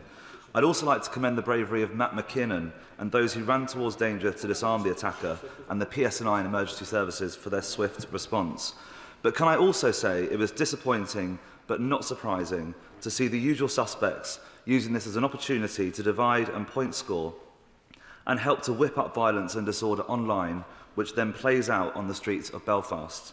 Will he join me in condemning those who have done so, and does he agree this demonstrates the need for urgent action against the online platforms that facilitate and spread this hate?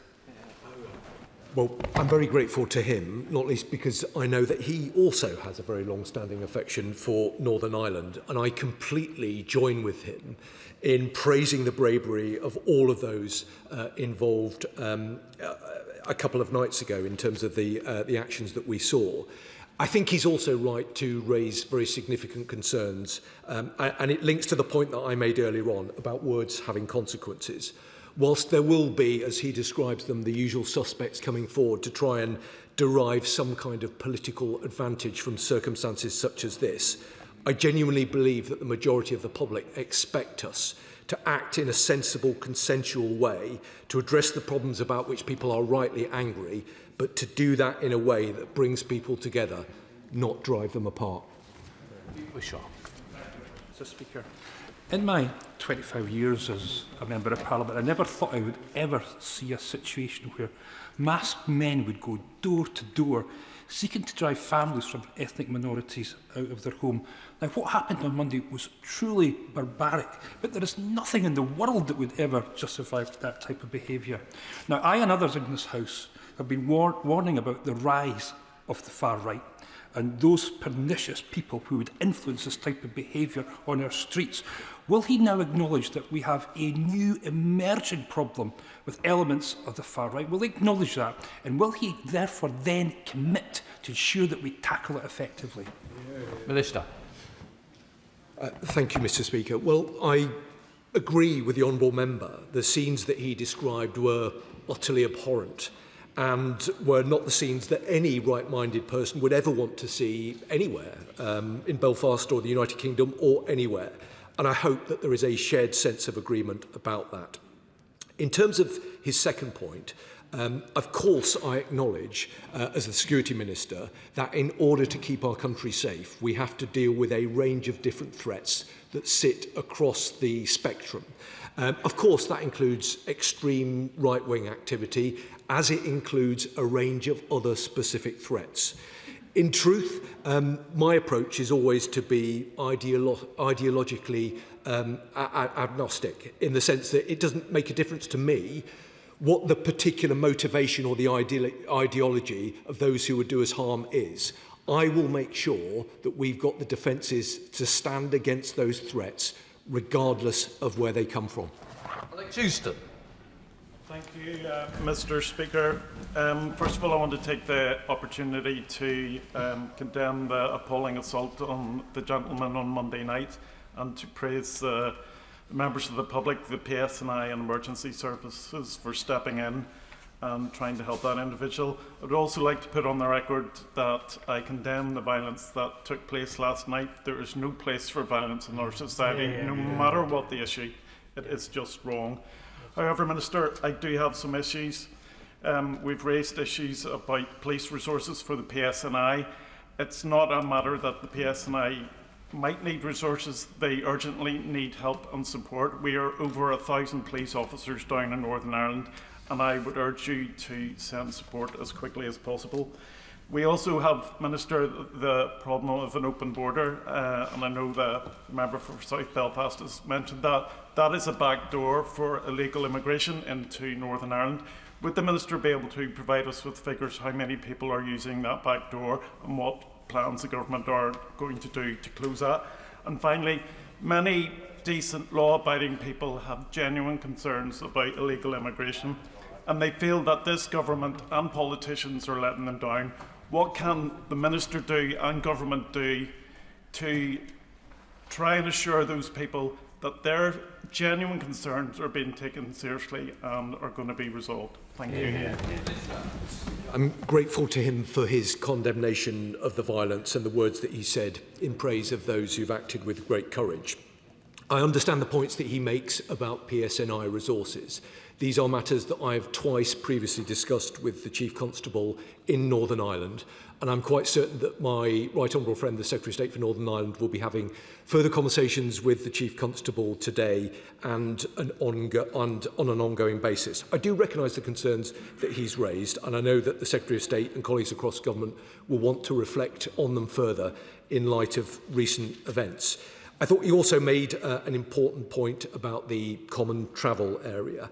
The common travel area, as he will know, is without border controls, and this has been the case for many years. So currently this is not data that can be collected. However, we do have immigration enforcement teams who conduct intelligence-led raids, and we have a new data sharing agreement between the UK government, local authorities and PSNI to protect the CTA from abuse. But we'll look very carefully at the points that he has raised, and I know that there will be further colleagues with ministerial colleagues about them. Of course, rioting is utterly wrong, and the scenes we saw in Belfast yesterday deserve our total condemnation. But law-abiding people across the country are rightly furious at the failure of the government to stop dangerous and violent men entering our country illegally. One reason is the pull factor of our asylum and welfare system. The other factor is the open border that we have with the Republic. And I stood on that border last week, Mr. Speaker, and of course nobody wants to see physical infrastructure erected there. But what conversations is the Minister having with the Irish government to get them to do more to stop illegal migrants travelling north into the UK? Well, I am grateful for the condemnation of the violent behaviour that we saw. I think it's right that we all do that, of course, and don't allow any ambiguity in terms of the words that we use in that regard. He'll understand that I don't share the particular critique that he's offered of the government in recent times, not least because the number of foreign national offenders who've been deported is up by 36%. So that's more than 10,000 that have been deported since this government came to office. He raised specific concerns about the common travel area. I can say that we work closely with the Irish government to protect the integrity and the security of the common travel area, whilst at the same time preserving the rights of British and Irish citizens. But where there is a requirement for us to do more, then of course we'll have to look at that. In January, I wrote to the Home Secretary because a whistleblower suggested that Border Force lacked sufficient personnel to cover night sailings from Belfast and Larne to my constituency of Fleece and Galloway, where Cairnryan is the main port. We've heard today that much more focus is on what is clearly the unlocked back door to the United Kingdom between the Republic of Ireland and Northern Ireland. What can the government do to address this and turn to prevent the North Channel between Scotland and Northern Ireland becoming a conduit for illegals and for other contraband? Well, I'm grateful to him because I think he makes an important point. I met with officials this morning specifically to discuss the points that he has raised. Of course, we will use all of the tools that we have at our disposal to address the points that he raises, including intelligence-led operations. But we look very closely at these things, and where there is a requirement for us to do more, then we will do so. Speaker, I'd like to thank the Honourable Lady from South Belfast for the question, and also for the Security Minister for the way in which he's responded, so characteristically serious and thoughtful. It strikes me that there are three lines of investigation here. One, of course, into the abhorrent act on Monday night, and we have a suspect. Secondly, the disorder that we saw last night, and I heard the Minister say that we have 3 people arrested as suspects there. But there is a third strand around those who seek to incite violence. Can the Minister confirm that that is a third strand of active investigation, that we are seeking to find those people who incited that violence last night and continue to do so? Well, I think the Honourable Member makes an important point. I agree with the characterisation that he has made. He's right to reference the attack and the subsequent disorder, but he's also right to reference concerns about those who would seek to initiate violent criminality under these particular circumstances. I give him an absolute assurance that these are matters that we will take incredibly seriously, as I am sure will the police. Speaker, rightly there's been unanimous condemnation of the violence last night in Belfast, as there was for the incident that occurred in North Belfast, the precipitated protests last night. But would he agree with me that 2 years ago, following the Southport attacks, there was similar violence to last night appeared in Northern Ireland? We all condemned that as well. I asked the Deputy First Minister to accompany me to our local hospital to reassure ethnic minority workers in that hospital that we didn't just condemn violence against them, but we stood shoulder to shoulder with them in opposition to that violence. But we need more than just words and standing shoulder to shoulder. We hope there will never be a repeat of last night's violence. But if the government don't deal with the fundamental underlying problem of the previous night, we will have more nights like that one. Well, I'm grateful to him, not least because it provides me with the opportunity to make the point that I know that he will agree with, that Belfast is a truly great city. It is a place with incredible history and extraordinary character, and I believe it is a place of great potential and possibilities with a very, very bright future ahead of it. And that is why it is so tragic to see the kind of criminal disorder that all of us, I think, would have hoped had been consigned to the past. So I understand the passion with which the honourable gentleman speaks, but I hope that he will also understand the commitment that exists from this government to deal with what he describes as being the kind of fundamental underlying problems. He's right to raise those. Nobody is remotely blind to them, and we completely understand the anger. And that is why we are progressing from the Home Office and working with colleagues right across law enforcement and government to make sure that we are making progress with the areas that he references. Mr. Speaker, all that last night's dreadful violence did was terrorise the innocent, self-inflict harm on their own communities, and distract from the awfulness of the North Belfast attack, and indeed distract from the many peaceful protests that there were in my constituency and elsewhere. And on all these issues, the law must take its full course against all illegality wheresoever it came from. But the deadly impact of the continuing open border with the Republic of Ireland for illegal migrants still stands.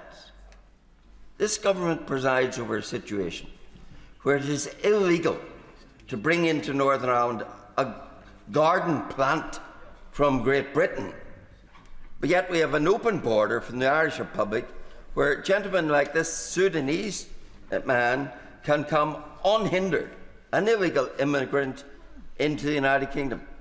Does the Minister not see the problem? Well, I certainly agreed with the honourable gentleman's framing of his question, and also the point that he actually made about peaceful protest. I know he will understand that my remarks referred only to those engaging in criminal disorder. I've heard the points that he's made about what he describes as an open border. He will have heard the comments that I've made previously, including the point about the very close cooperation that takes place between the Irish Police, PSNI and other police services to ensure that there is the most joined up and effective response. But I accept the challenge that he makes, and I accept that this is something that the government is and will need to continue to look at. Jeremy Corbyn. Thank you, Mr. Speaker. The House owes a big debt of thanks to the member for Belfast South and Mid Down for raising this question today. Last night, the scenes of racist violence on the streets of Belfast, gangs going door to door looking for foreigners, and the racist abuse being thrown at any minority ethnic person on the streets of Belfast last night were utterly disgusting, as were the attempts by people in Glasgow and Liverpool last night to emulate that and do exactly the same.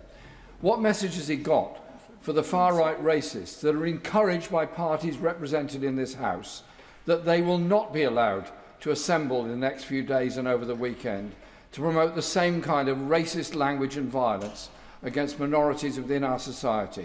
None of this racist stuff builds a house, feeds a child, or educates anybody. Surely what we need to do is unite people together against racism in any form in our society. Hear, hear. Well, I completely agree with the right honourable gentleman. I think he made his point very powerfully. My message is very simple to those who would consider any kind of racist activity or any further criminality or disorder. My message is very simple. Break the law and get ready to face the full consequences of the law. Thank you, Mr. Speaker. Can I first of all thank the Minister for his thoughtful answers? I think they're helpful for us who ask questions. I condemn totally the violence that took place in Belfast. Yesterday I stood in this place, in this House, and spoke on the right to peacefully protest and to have their government take account of their fears and their views. And as the MP for Strangford, not one stone was thrown at by the hundreds and hundreds of people who stood by the cenotaph in Newtownards last night, as women in Zimmer frames, young mothers with children and families stood in companionable silence.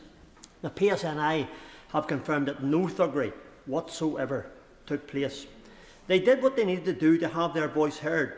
Now it's time for government, Minister, it's time for government to do what they need to do and listen and act to the decent and reasonable people who are not thugs and who have valid fear. So will the Minister confirm that the views of these and those reasonable thousands throughout the province who quietly ask for their voice to be heard will not be ignored due to the loud actions of some terrible thugs? Mr. Speaker, I completely agree with my honourable friend. I think he makes his points in the way that he does very powerfully and with huge experience of these matters. I completely agree with his central point, which is that we must not allow the violent criminality and disorder that we have seen to drown out the important but peaceful voices of those who entirely understandably have concerns and express anger about the situation that we have seen. He's right to make that point, and I give him an absolute assurance of the seriousness with which we take it. Calm. Thank you, Mr. Speaker. Can I offer you a happy birthday? I forgot to do that during Prime Minister's question time. Can I also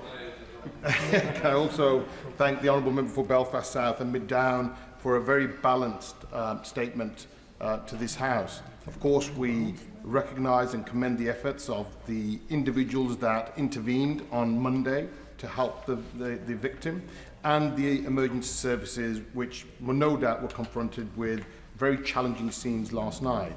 My question is very simple. Will the Minister be looking at special courts to expedite matters where we have rioters with harsh sentences so as to act as a deterrence? Well, Mr. Speaker, I'm grateful to him for the point that he raises. I think he will understand that his question doesn't sit within my ministerial area of responsibility, but I know colleagues elsewhere in government will have heard it, and I'll make sure that he gets a response from them about it. Mr. Speaker, the victim, Stephen Ogilvie, is actually a health service worker, a radiographer, and our health service across the United Kingdom, and especially in Northern Ireland, depends on many people working from many nationalities, many communities.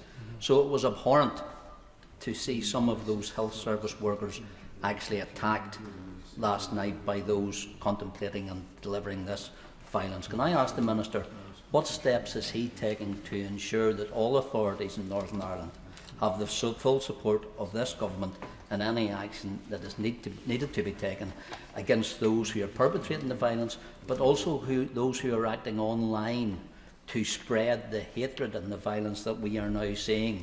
My party leader spoke this morning with the father of the victim, who has made a direct appeal to those spreading disinformation online to stop. And that actually includes the disinformation that his son has died.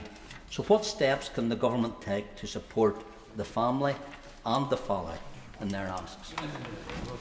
Well, thank you, Mr. Speaker. He's absolutely right to raise concerns, which I think will be shared across the House, about the attacks that took place on health service workers, whom we owe a huge debt of gratitude for their incredible work. He's also right to raise concerns about activity taking place online, and as I said in an earlier response, that is something we take very seriously and work across government on. I think it's important for me to reiterate that both the Secretary of State and the Parliamentary Under-Secretary from the Northern Ireland office are both in Northern Ireland today. I know that they will be talking to colleagues, and I know that they will be consulting widely across this place to make sure that the support that we provide is proportionate, and where there is more that we need to do to help, then I know that the government's door will be open to that. Thank you, Mr. Speaker. The pogroms we witnessed last night should shock the nation. They were horrific in every sense and are bound to have left minority communities across the country terrified. We saw widespread scenes of violent disorder, homes ablaze, and reports of people's cars being stopped and checked on the basis of race. The depraved scenes of violence that triggered the eruptions last night were also absolutely horrific and understandably invoked anger. These are scenes more reminiscent of the darkest chapters of history than modern Britain. We must be honest, something is profoundly wrong. Why is it that isolated incidents are repeatedly followed by such extreme and widespread eruptions of violence? And what failures of policy and governance over the decades have brought us to this point where anger and vulnerability have become so dangerously heightened and so easily exploited?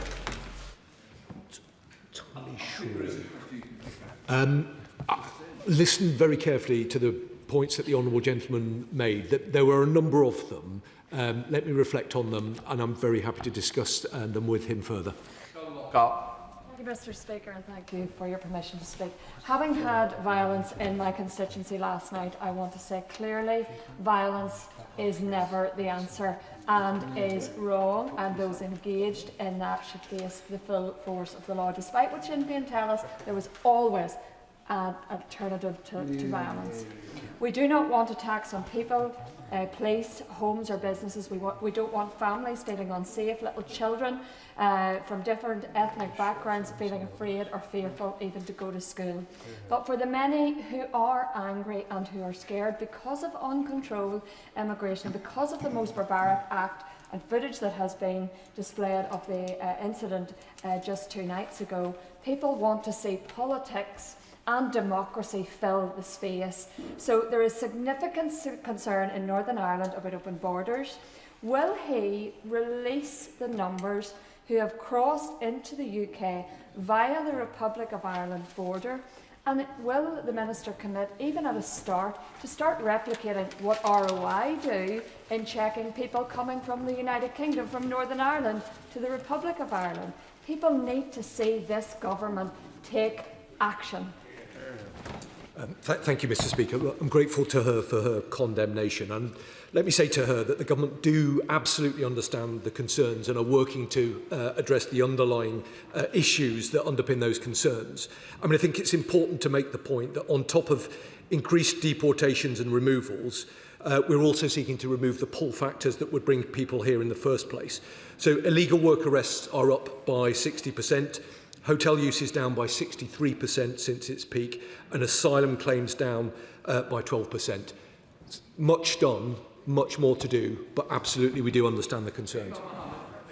Speaker, and I joined the House in thanking the member for Belfast South and Mid Down for this UQ and her remarks. And I also associate myself with the condemnation from across the House for the abhorrent attack on Monday evening and the scenes that we witnessed yesterday. A pastor at the scene where multiple houses were on fire in North Belfast said people were being put out of houses because they're black.